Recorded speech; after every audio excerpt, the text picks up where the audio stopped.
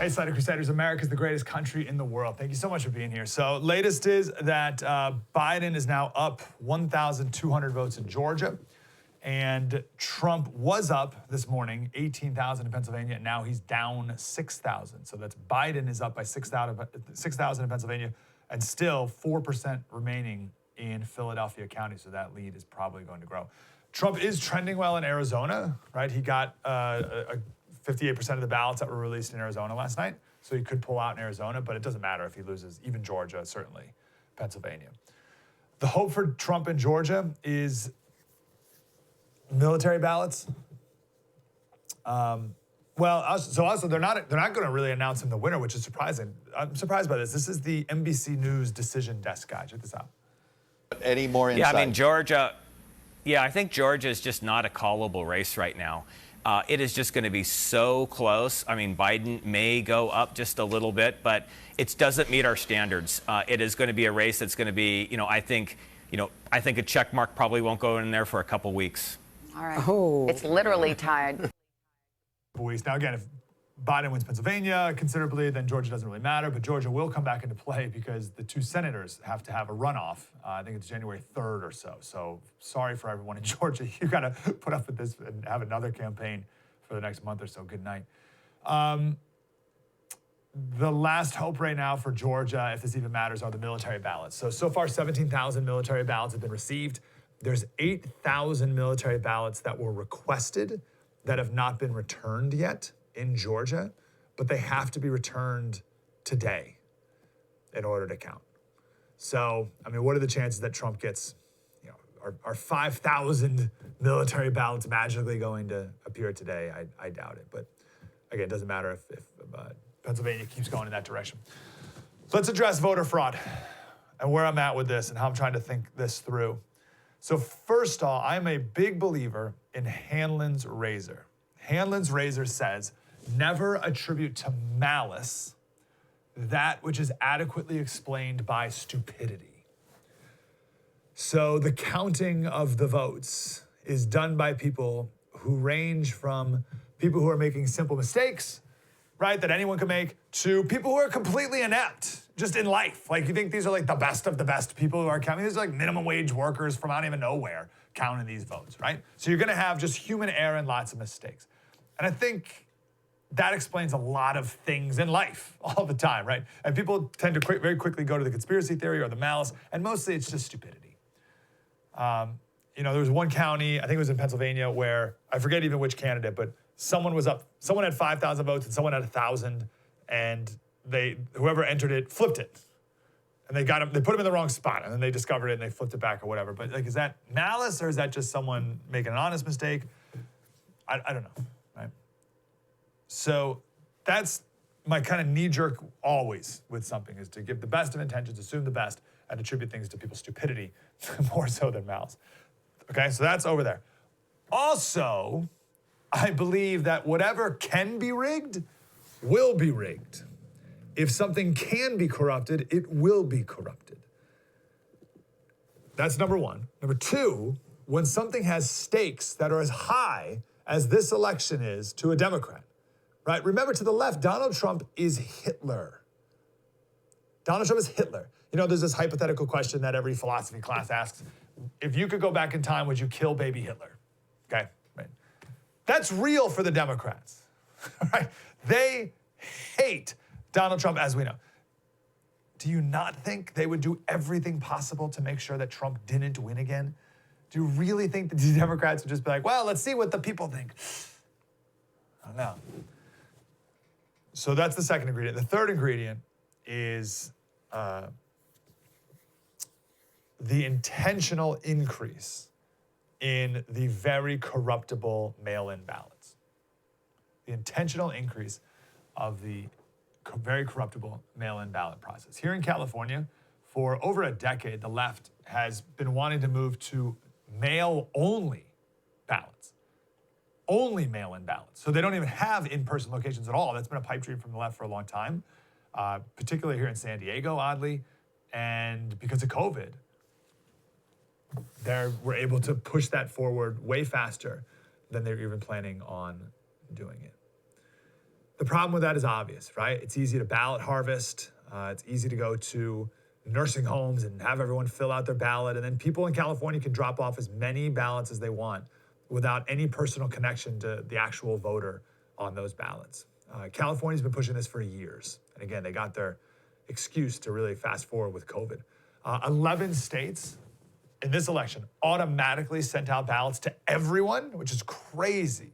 That's so crazy. You send out these ballots and someone walks down the street and goes yoink, yoink, yoink, yoink, yoink, yoink, and just takes them out of mailboxes or any other part of the process. Like, that is a horrible, horrible system. Because people don't even know they're getting a ballot. So they don't even know if they're missing a ballot because they don't really care, they weren't paying attention or whatever. They just automatically got one. That's wild.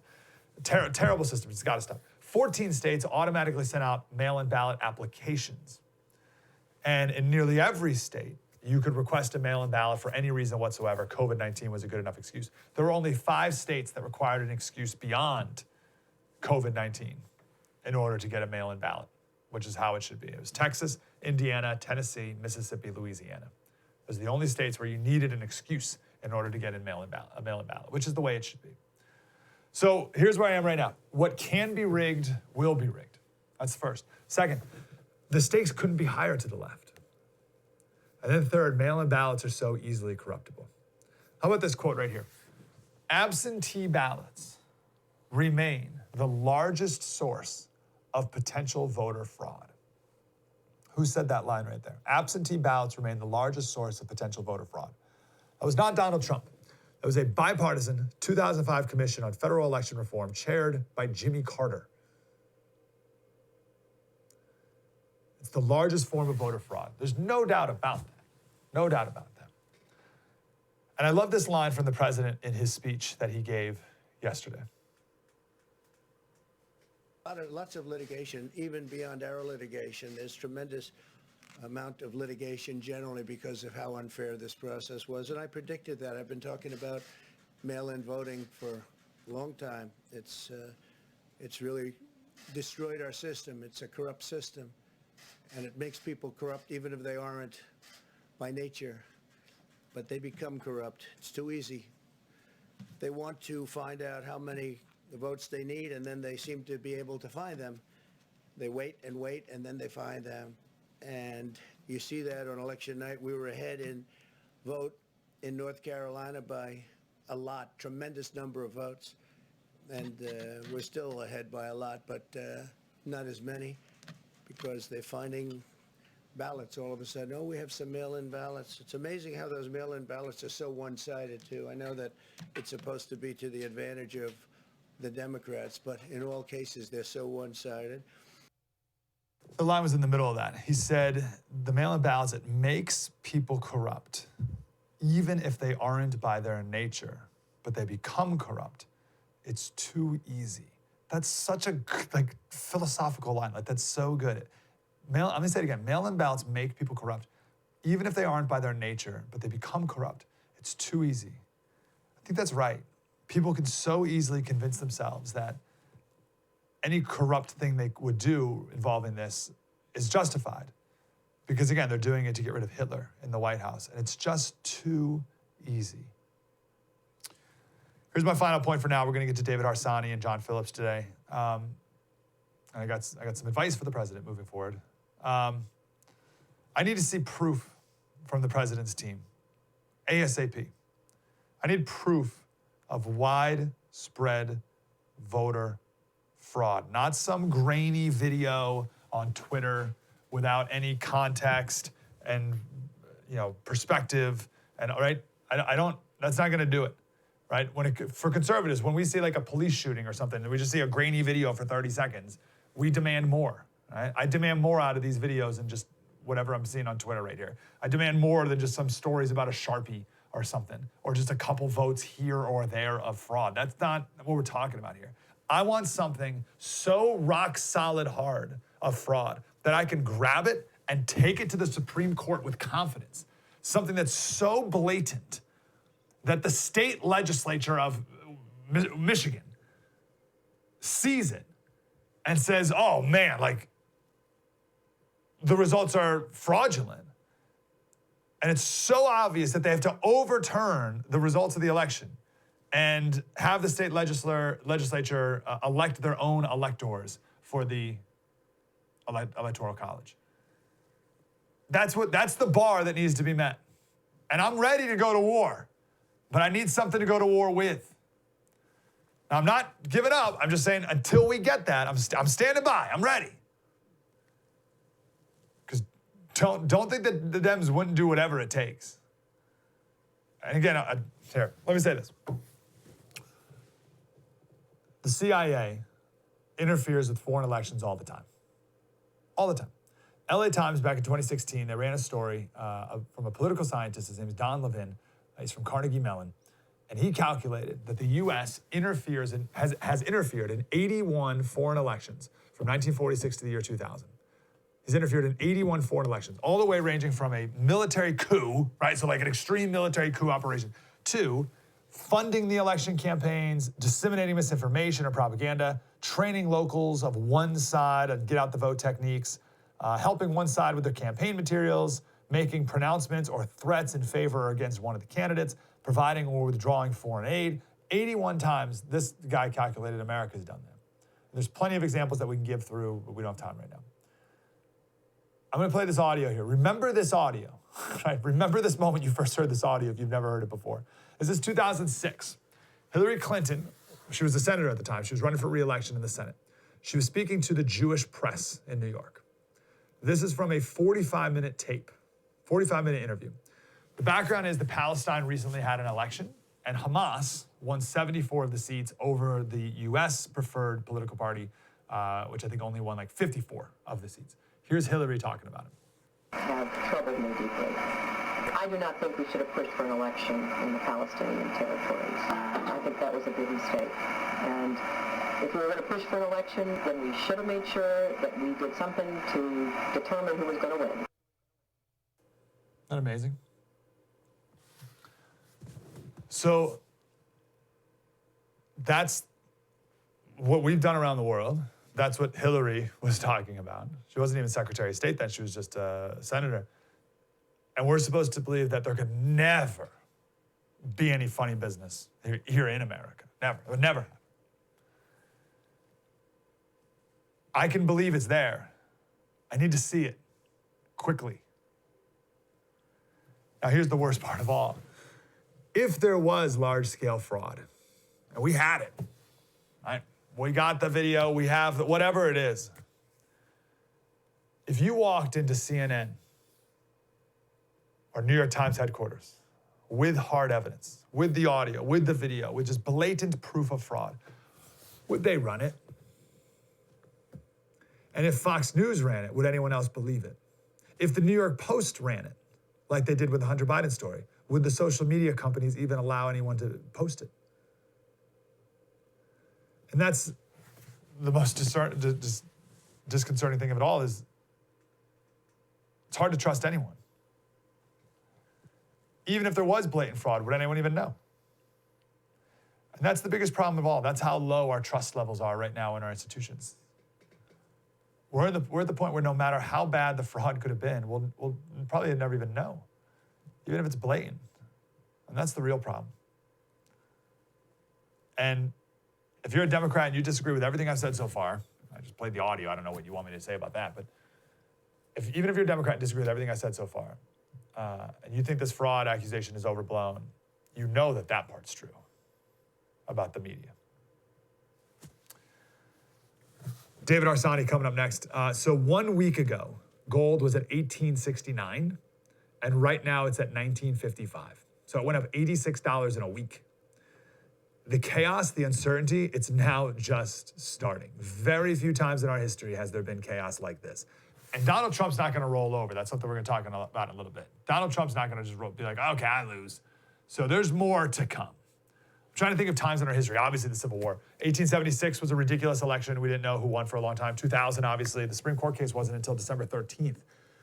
The fight now is still coming. I believe it's going to last a long time. I mean, you heard about the guy said we're not going to call Georgia for a couple of weeks. And we can't trust any institution. And again, it's only getting worse.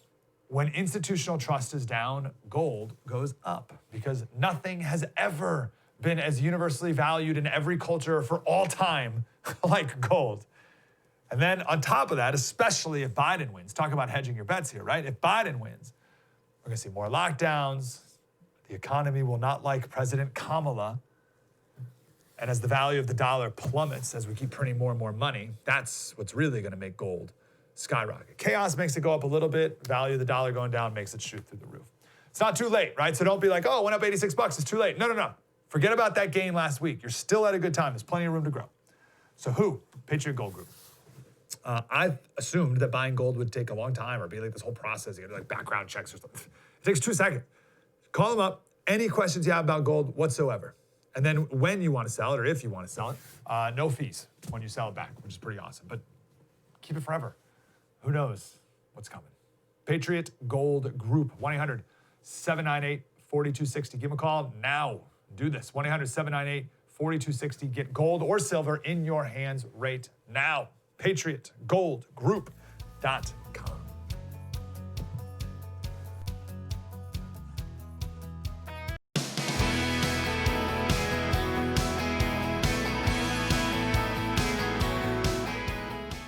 Hey, Slater Crusaders, want to go to one of my favorite writers, one of our favorite guests, David Harsanyi from the National Review.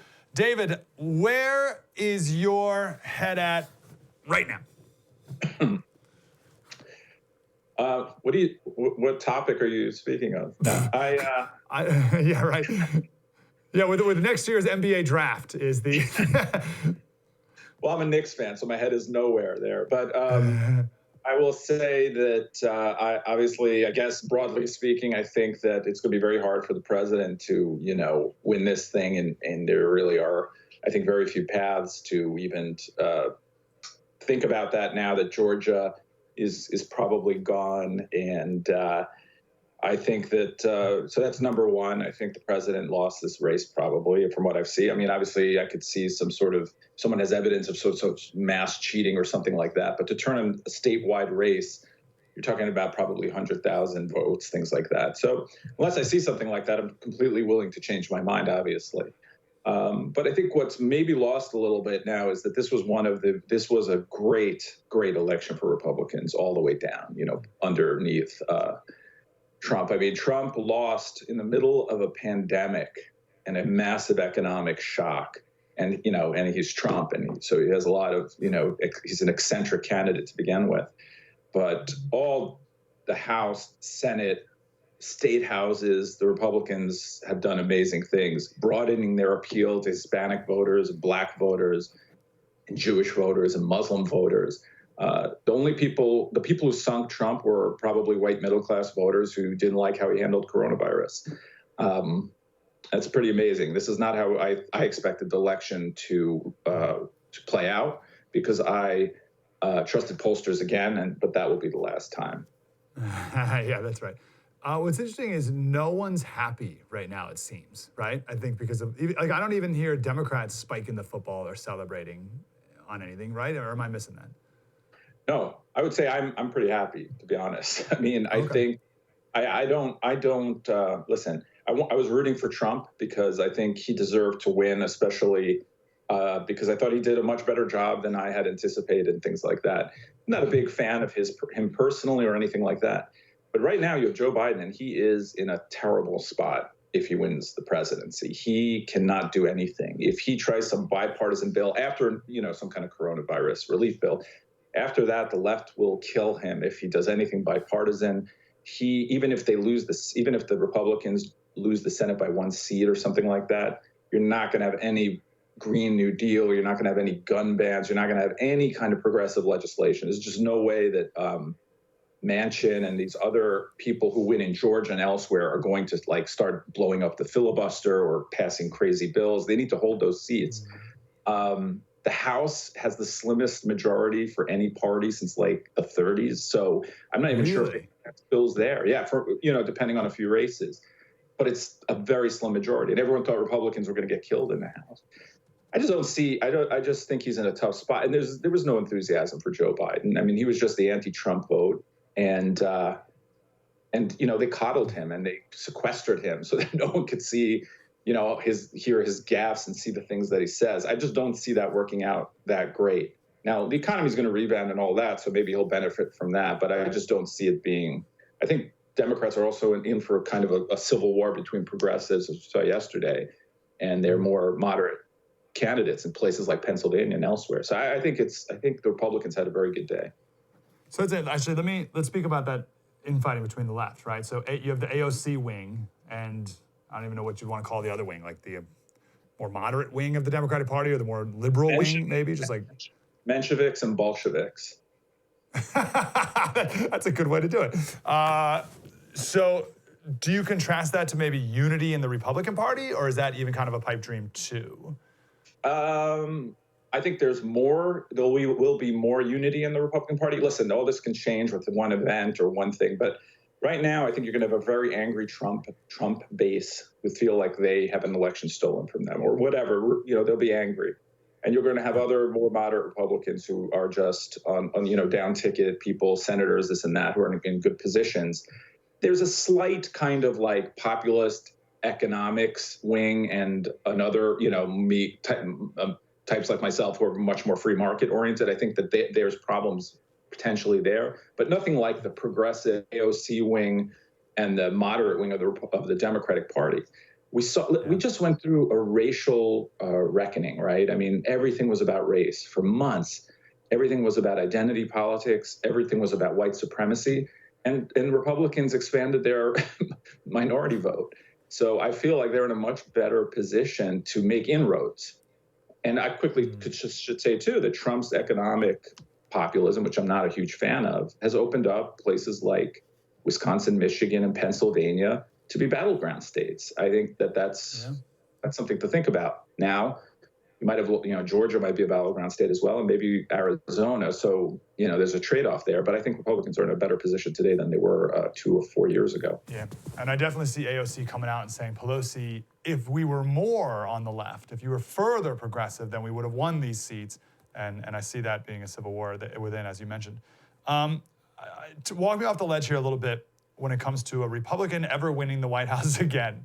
I feel like, and Trump kind of mentioned this in his 60 Minutes interview when whoever it was, Leslie Stahl, said, you're so rude on Twitter. And he's like, where are we, Leslie?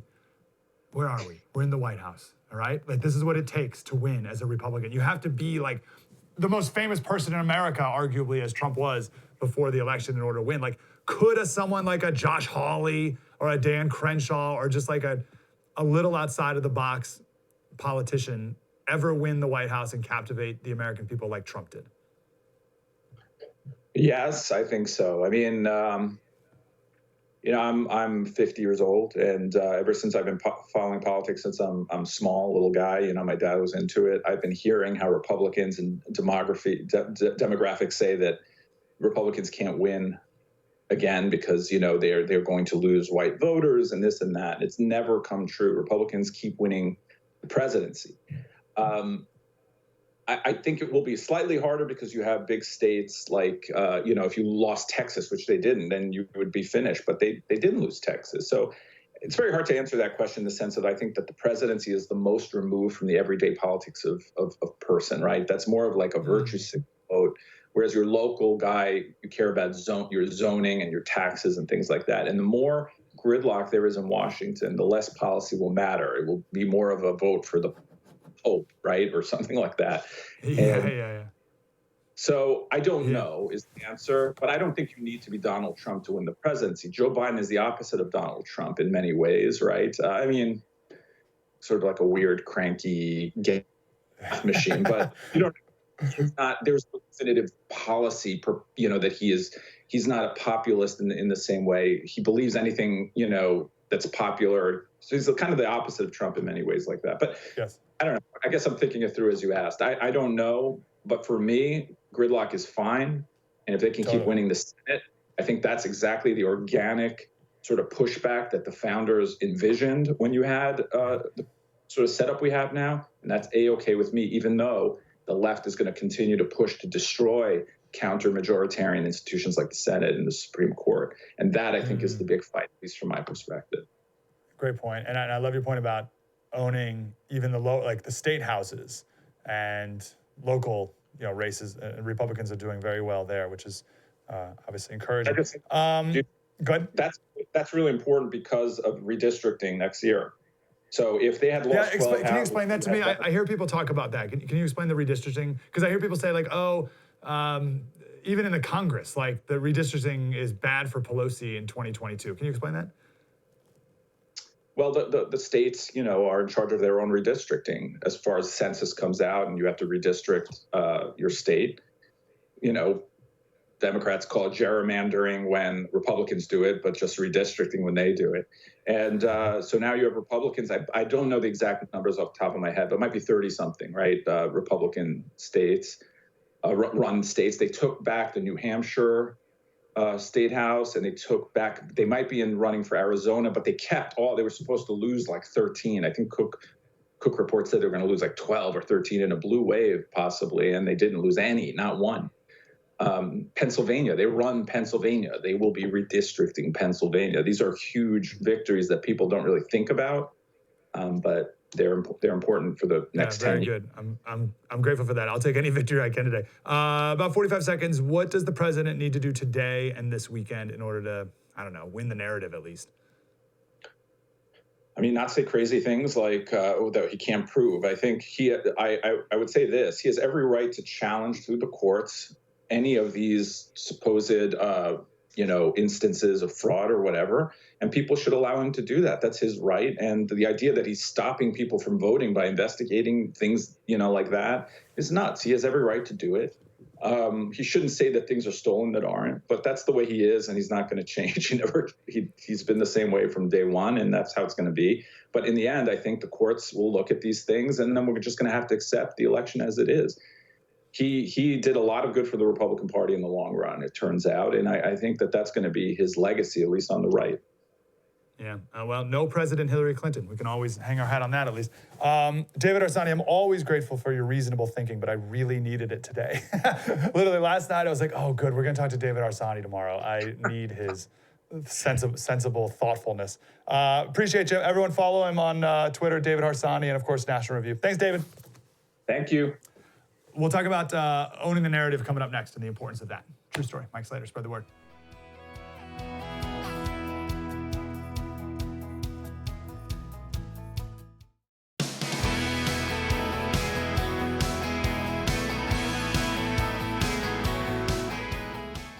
Hey, Slater Crusaders, I would love to see some Republicans stand up for the president today, right? It was oddly quiet yesterday. Yesterday was a weird day. Like, no one was really doing or saying anything. It was odd. I've never seen it so quiet. Everyone's like, hold. We'll see what happens today, but I would like to see some Republicans standing up and fighting this. They're probably just gonna roll over. Right? The good news is I know the president's not gonna go down without a fight. He's not gonna roll over, for better or worse. Here's what I think the president needs to do. He needs to do a better job of owning the narrative right now. The last 3 days, the media's controlled the narrative. Let's back this up here. This is really important. So we love stories. Human beings love stories. The greatest works of literature ever, they weren't even written down. Like the Iliad was a poem that was meant to be recited orally, right? And there's whole intellectual academic studies in like the meter of the Iliad and how it was written a certain way so that people could memorize it and recite it in public, whatever. The Bible was all translated or all transmitted orally. The Bible is a love story. It's one giant love story made up of many other stories. And Jesus tells other made-up stories called parables in the story to tell the gospel, which is the good news story of your life, right? Our life is one giant story made up of little stories along the way. America is a story. And the left has hijacked it. Right? That's one of the problems here. The left has taken America from being this amazing, glorious story for humankind and turned it into a shameful story. That's the 1619 Project and others. So we love stories. Everything's a story. This election is just one big giant story made up of little plot twists, turns, ups and downs everywhere you turn. This moment today, Friday, November 6th, right? Today's in the midst of a major climax of a very big story that is the 2020 election. And Trump needs to win every day's narrative in order to take control of the big storyline of this period of time. Let me give one more background. So there's 6 different types of stories. That's it. Every story can fit into one of these 6 different frameworks. I think we have a text of this, guys. Do we have the, there you go. So you can, it's a rags to riches story, right? We get that one. You can also have a riches to rags story. So you start high and then you fall. Icarus. Icarus is a rise and then a fall in fortune. You got too close to the sun and then fell. Oedipus, that's a fall and then a rise and then a fall again. Cinderella is the opposite. Cinderella is a rise. Oh, I'm going to the ball. It's great. And then a fall, midnight. And then a rise again. He found me. And then finally is the man in the hole. That's a fall and then a rise. That's it. Every story can be put into one of those 6 different categories. So a case can be made, depending on where you start and end your narrative, that Donald Trump, the story of Donald Trump can be put into any one of these plot formats. Let's just do the first 2 because those are the most familiar. So is Donald Trump a rags to riches story? Yeah, I think he is. Depends on where you start, right? Donald's dad, Fred, when he was 10 years old, poor family, he was a delivery boy for a butcher in New York City. His dad died when he was 12, and Fred got interested in carpentry and eventually built a house, sold it, made some money, and turned it into a successful real estate business. Had a son who took over the family business, made it bigger and better, and eventually became president of the United States of America. That's a pretty good rags to riches story in one generation, right? Now, you can also spin it and turn Donald Trump into a riches to rags story. It depends on where you start. Depends how you frame it. Depends what information you put in and what information you leave out. So you could frame it like this. Donald Trump, son of a wealthy real estate magnate, started with a giant loan from his father, amassed a fortune, became the most famous television star in America, only to lose his re-election bid in shame and live the rest of his life in disgrace. Boom. Who was the president? There was one president, I think it was Grant, who died penniless. He had no money when he died. Riches to rags. Depends how you write it. Depends what you want to believe, really. And we do this with everything human beings do. Without knowing it, we do it, right? We put everything in our life, we put it in a storyline. And we tell stories about ourselves, we tell stories about everyone else. Sports, right? That's what sports are. You watch a football game and you're ahead, you're expected to win. Or maybe you're the underdog, right? The underdog. So then you come in, but you're winning, and then you're losing. And then you come from behind and you win on the last second field goal, hey, right? That's the back and forth of a storyline, and we love it. Right? Okay, there's a whole, we can do a ton more with that. I think you get the idea. These last few days, have you felt like you've been living on a roller coaster with ups and downs? You've been like on an emotional roller coaster? I'm going back to election night. I thought Trump would win going into election night, so like I'm way up here. Then he wins Florida. And then the Georgia, like he was crushing in Georgia, North Carolina, like things were looking awesome. So I'm high as can be. And I'll never forget, we were doing election coverage. It was Jesse and Buck, and they were doing their thing. And I came on, it was like 11:30 Eastern probably. I'm getting time zones confused. But I came in, I was like, guys, have you seen the Georgia results lately? And the New York Times Needle had Trump winning Georgia like 99%. And then, boom, they had a 70% chance of Biden winning it all, like just like that. So what the heck was that? So at that moment, I fell like Icarus. And then yesterday, there might be a glimmer of hope with Arizona. Maybe, just maybe you can rise again. And then that would be the Cinderella story, right? A rise, a fall, a rise.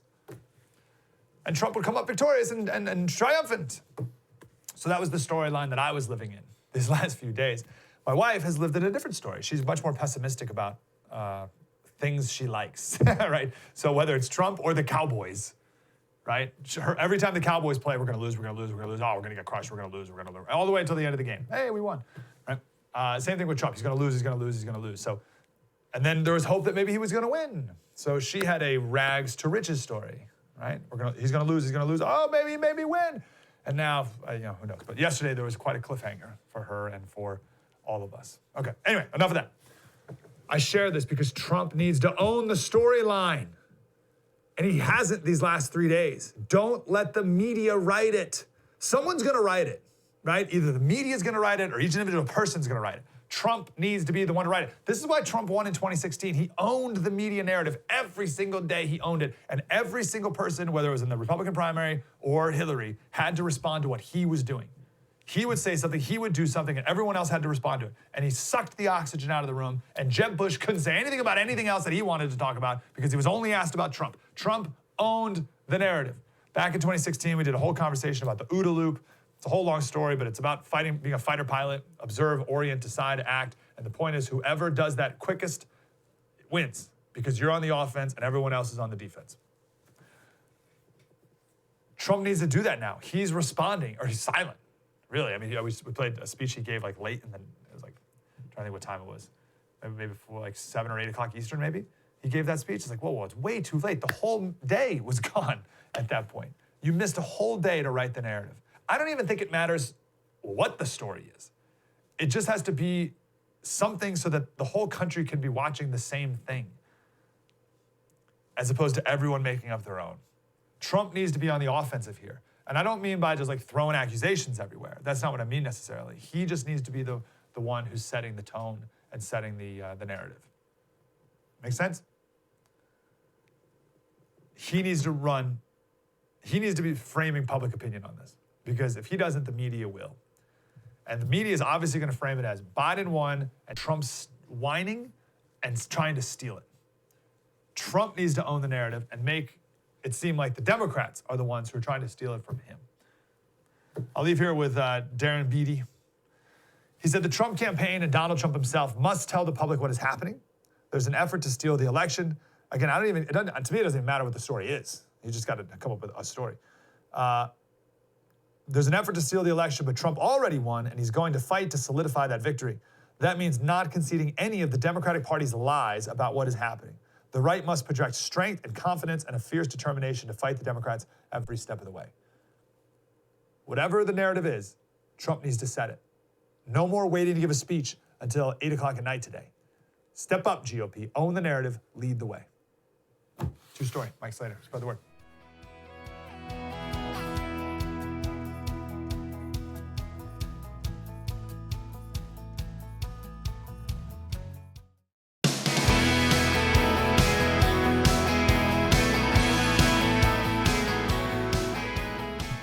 Hey, Slater Crusaders, we're going to wrap up the week talking to one of my favorite guests, John Phillips. He's the host of the afternoon show on KABC in Los Angeles and also a columnist at the Orange County Register. John, how are you, brother? Hey, pretty good. How about yourself? I'm good. I'm going to save everyone the torture of having to hear about how awful California's election results were. You're in LA, I'm in San Diego, just abysmal across the board. Maybe like 1 or 2 tax increases didn't pass, but all the other ones did. So we'll save that for everyone else. Where's your head at nationally today?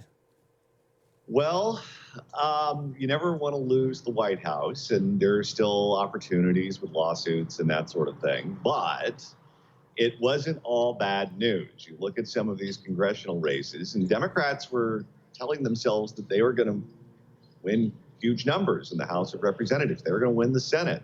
Nancy Pelosi told her members that. And they had this profane conference call yesterday where I guess everyone cursed her out and everyone was angry and upset. And they're blaming the defund the police and socialism is the reason that they lost all of those seats.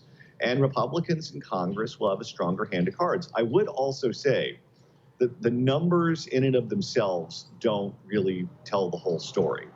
We had a bunch of members of the old guard retire because they hated Trump so much and they wanted to get out of Washington and do something else. Fine. They were the closeted never Trumpers. Those people left and they were replaced by this vibrant group of people who are aggressive. They are diverse when it comes from what their backgrounds are. You have people who come from local government, people who come from the private sector, people who come from television. And they look like America. They don't look like the group that we had before, and they don't act like the group that we had before. So if you have a stronger caucus, a stronger hand of cards in the U.S. Congress, I think Republicans will be in better shape. That's super encouraging, and I agree. And I like the idea of not having old guys run for president anymore. You know what I mean? Like I'm excited about like a Josh Hawley or a Dan Crenshaw and some of these guys that could be more of a future.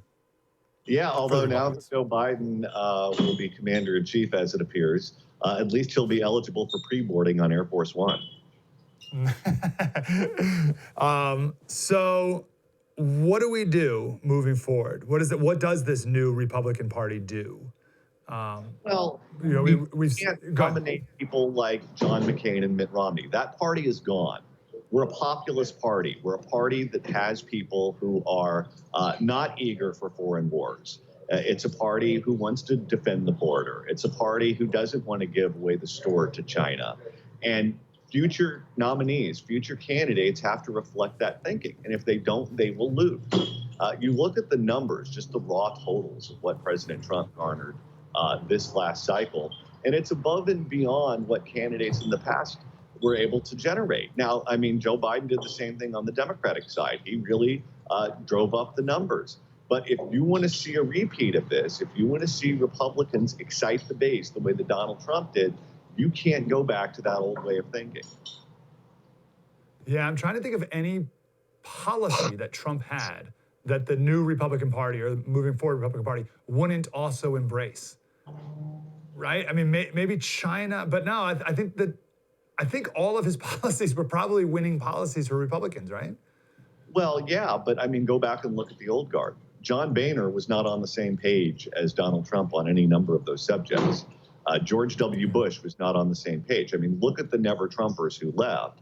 It was all the Bush people who wanted foreign wars, who wanted China to have the store, who wanted all of those things. And they are now part of the Democratic Party. They're now part of Joe Biden's tent. And I just don't see how Joe Biden has a successful presidency, given the fact that he has those people now who think that they're part of his inner circle. He's got the AOCs of the world who are part of his coalition.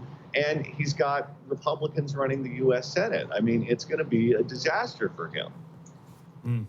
Yeah, and let's speak a second on this Civil War. David Arsani sort of brought this up a little bit ago, and I haven't really thought about it until you just mentioned it too, that, you know, how is Biden going to manage AOC and the old Democratic Guard? What do you think he does? And then the question is, how does Kamala handle that when she takes over? Yeah. The most powerful person in the country is going to be Joe Biden's nurse. It's going to be harder for them because, look, when your caucus shrinks, the people that they're not losing the AOCs of the world. Those people are in safe districts. They lost their moderates. They lost their blue dogs. So they're going to be left with a caucus that is farther to the left than what exists right now. And Joe Biden is going to have these people nipping at his heels because, keep in mind, Bernie Sanders still generated a lot of votes in that primary, including winning in places like the state of California, where Nancy Pelosi is from, and so many of those members of her caucus that keep her as speaker come from. So those are going to be the loudest voices in the room, and he's going to have to tell them to shut up, because if they keep talking about defunding the police, they keep promoting socialism, they keep talking about Medicare for all, those aren't winning issues, especially going into a midterm election where you're not going to have a presidential race that's going to generate the type of turnout that we just saw. Turnout will decrease in the upcoming election. And if the Trump people stay motivated and stay engaged in the process, he could have a bloodbath on his hands like what we saw in 2010 with the Tea Party. Yeah. All right. Talking to you and Harsani has brought me a lot of peace here. And it's you know what it's done? It's broadened out my perspective of what's it like, just the game, right? The back and forth of it all. I was very I don't want to say doomsday is kind of a lot, right? But it was like, we lost, we're never going to win again. But seeing how much the Democrats are in the corner right now, it does give me hope for Republican wins in the future. Now, that being said, mail-in ballots. Maybe you could speak a little bit to how California has been pushing for mail-in ballots for over a decade now, and now the whole country's going to be stuck with that. What do we do with that moving forward? Because it's ripe for corruption. Oh, yeah. Well, anytime you have to spend 1 ounce of energy to go out and vote, you decrease the number of Democratic voters because they rely on so many flakes to come out and vote. So if you have to get in the car and drive there, that's going to cut down on their numbers. So that's why they caravan them in. If you have to stand in line, that's going to cut down on their numbers. If you have to show a picture ID, that's going to cut down on their numbers. If you have a big, lengthy ballot with lots of propositions, that's going to cut down on their numbers because they have to read up on it. If you just send it to them in the mail, that is the easiest possible way of doing it. It's also the easiest possible way to commit fraud and other illegal acts. I mean, I got another ballot sent to my house from someone who hasn't lived there in at least 7 years. I'm sure I'm not the only one who that happened to. So if you're dishonest about it, it gives you an opportunity to, increase your say beyond the one vote that you're allocated. So I would imagine that Democrats are going to push for mail-in balloting all over the country because they did so well at it. That being said, Republicans don't have to roll over and say, okay. Yeah, I wonder if there's even a Trump play here to when he can't win anymore to say, all right, but out the door, I'm going to pass some federal voting reform. Could that happen, or does it have to be on a state level? So much of what happens with voting happens at the state and local level. Your state legislature, your secretary of state, they have a lot of say. And then at the county level, you have your county registrar. So that's why you in San Diego County, your physical ballot looks different than what I get in Riverside County, just, how we vote, how we fill in the bubbles, because each county does it their own way. I don't think that there's a federal way of doing that.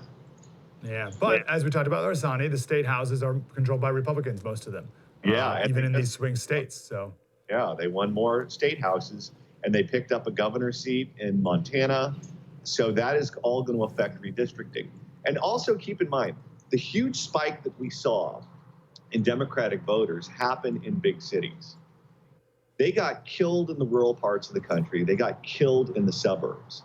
And so because of that, because Republicans picked up so many state legislative seats and the governorship of Montana, they're going to have an outsized say in redistricting. And if Democratic voters are so concentrated in little tiny parts of the state, but they do really well there, okay, that's fine in a presidential election with huge turnout, but that's not fine when you're talking about seats in Congress, seats in the state legislature, that sort of thing. Yeah, great point. Okay. All right, John, I needed that. I'm grateful for you. I needed some perspective and peace. You brought it. Thanks, man. We'll do it again. All right. Now, next time I'll bring a salty dog, and that'll put you more at peace. Perfect. Cheers. KABC and OC Register for more John Phillips. All right. That's it. That's the week. Whew. All right. Keep it here on the first all weekend. Of course, we'll be updating you Slater Radio on Twitter and Instagram, and we'll be here all weekend as well. But that seems to me not as doomsday as one could believe. There's a long play here, and there's a long game. And as I said before, no President Clinton. That's always good. True story. Mike Slater, I'll see you on Monday. Spread the word.